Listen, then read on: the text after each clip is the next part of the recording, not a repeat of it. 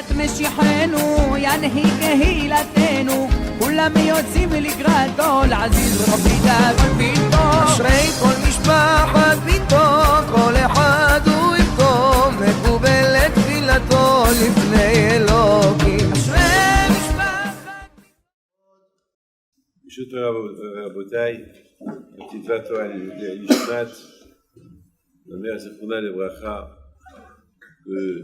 hier soir on lui a fait 11 mois et sa date de décès, vraiment, c'est les vrais 11 mois, c'est dimanche. Donc demain soir, avec Hachem Mosei Shabbat, j'irai la pèlerine. Dans la paracha de cette semaine, c'est la paracha de Haye Sarah, la vie de Sarah.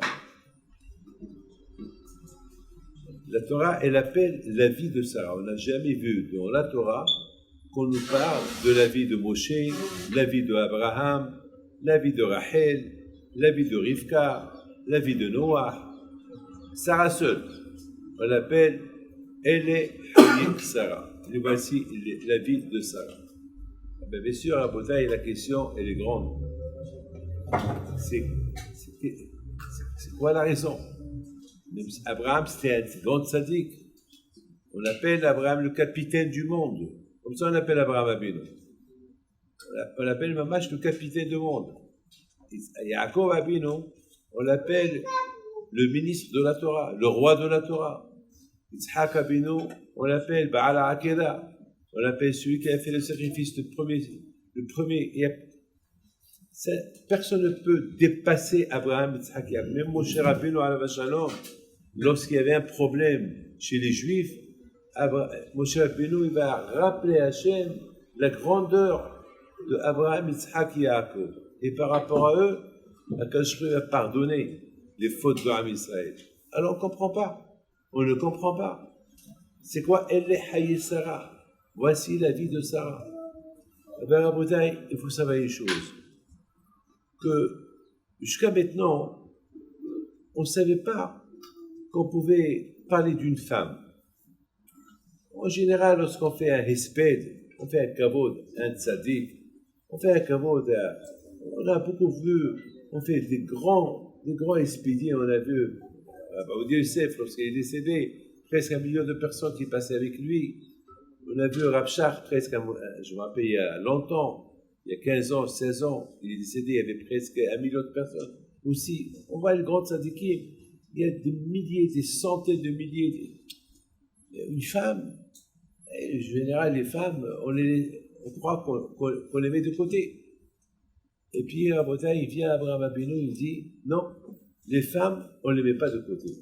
Les femmes, ils sont une priorité. Si l'homme, il a grandi, c'est grâce à sa femme. Elle est Haye Sarah. Voici la vie de Sarah. 127 ans de sa vie. Elle n'a jamais raté une mitzvah. 127 ans. Parce qu'en général, lorsque quelqu'un a 7 ans, alors c'est un bébé. Il joue avec des poupées. Il joue avec des voitures. Il joue avec un enfant de 7 ans. Qu'est-ce qu'il fait? Avec des billes. Oh, il joue. Une fille de 20 ans, elle se maquille, elle se fait belle pour que les gens la remarquent. Une fille une femme qui a 100 ans, elle est vieille, ça fait, c'est le repos, c'est pour quelqu'un qui m'a dit hier, sur son père, je lui ai dit, combien va ton père? Il me dit, eh ben, mon père, il a 90 ans maintenant, et maintenant, toute la journée, il est au lit, il dort, voilà. Mais Sarah Imenu, c'était pas comme ça. Pendant ces 120 ans, pour une femme, ça.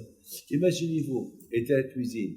Imaginez-vous combien de repas elle faisait par jour.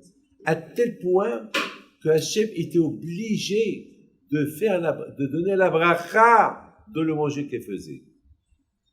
Parce que elle ne sait pas combien des invités va venir. Il n'y avait pas de téléphone à l'époque pour dire voilà, j'arrive pour manger. Aujourd'hui, celui qui va aller au restaurant, eh ben, il réserve sa place. À l'époque, à Botaï, vous savez, à l'époque, il n'y avait rien du tout. Donc, à Sarah Imenu, peut-être va préparer pour 100 personnes, 200 personnes, et ils vont arriver 400 personnes, 1000 personnes. Donc, j'ai expliqué hier soir, elle avait 4 portes. La tante d'Abraham, elle avait 4 portes. Vous savez c'est quoi 4 portes?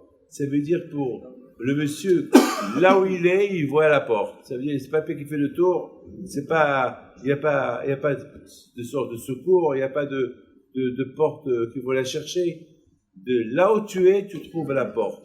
Elle était ouverte. Ouverte. Ça veut dire que Sarah et Méno étaient déjà prêtes à servir. Où elle est Sarah et les Malachim, ils ont demandé à Abraham, Béni Baoel, elle est dans la tente. Qu'est-ce qu'elle fait dans la tente? C'est-à-dire que toute sa vie, c'était dans la tente. Toute sa vie, c'était la pudeur. On aurait pu dire, une fille de 20 ans, elle se maquille pour être belle, pour sortir. Sarah et Méno étaient dans la tente. On aurait pu dire, à la vie d'une fille qui a 7 ans, elle joue avec des poupées, etc., etc. Qu'est-ce qu'elle fait Sarah? Sarah sous sa déquête. Elle se comporte comme si elle avait 20 ans. Elle se comporte, et lorsqu'elle avait 100 ans, elle va se comporter comme qu'elle avait 20 ans. C'est-à-dire que toute la vie de Sarah, elle s'est comportée dans la tzniut, dans la tzidkut, dans l'aide à son mari, comme c'est écrit dans la Torah.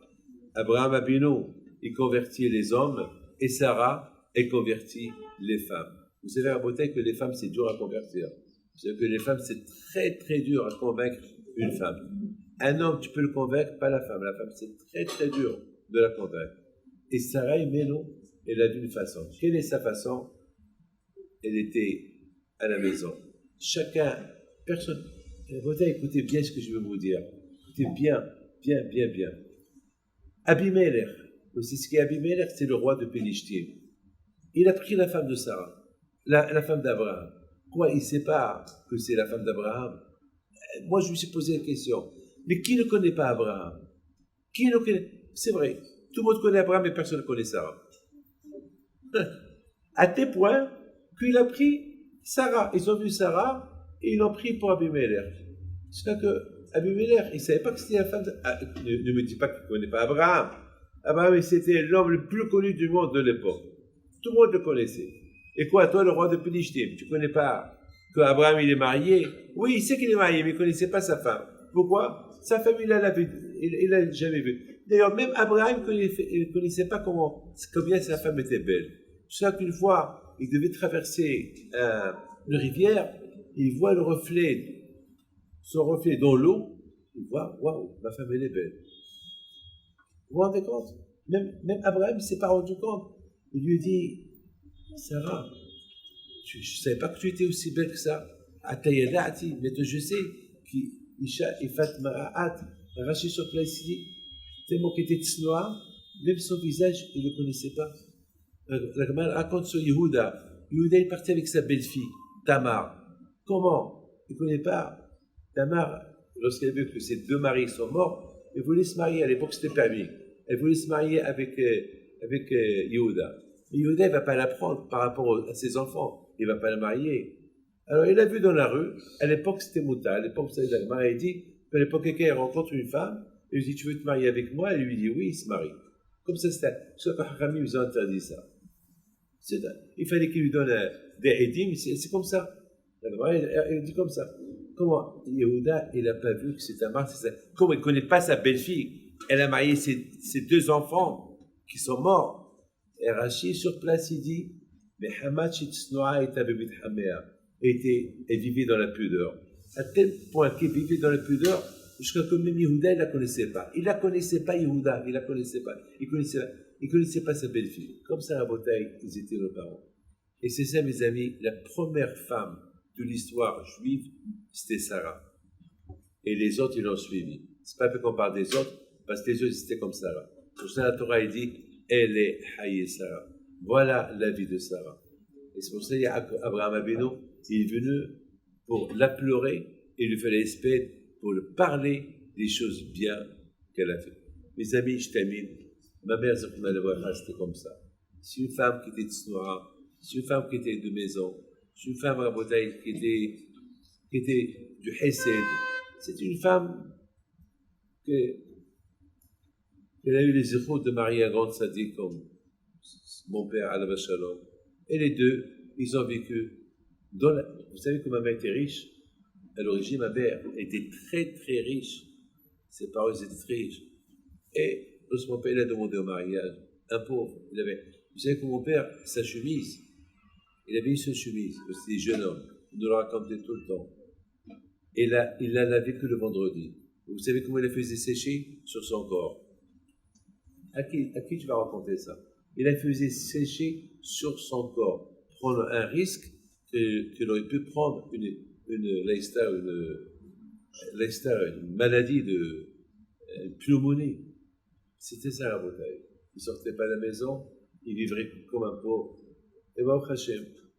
Donc la Gemara dit que celui qui se tue pour la Torah et il vit comme un pauvre pour la Torah, alors quand je lui donne une bonne fin.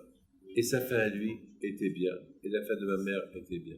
Que son zéro soit avec vous, qu'elle est la tzon, et que je vous donne à vous tous, Bachalatza.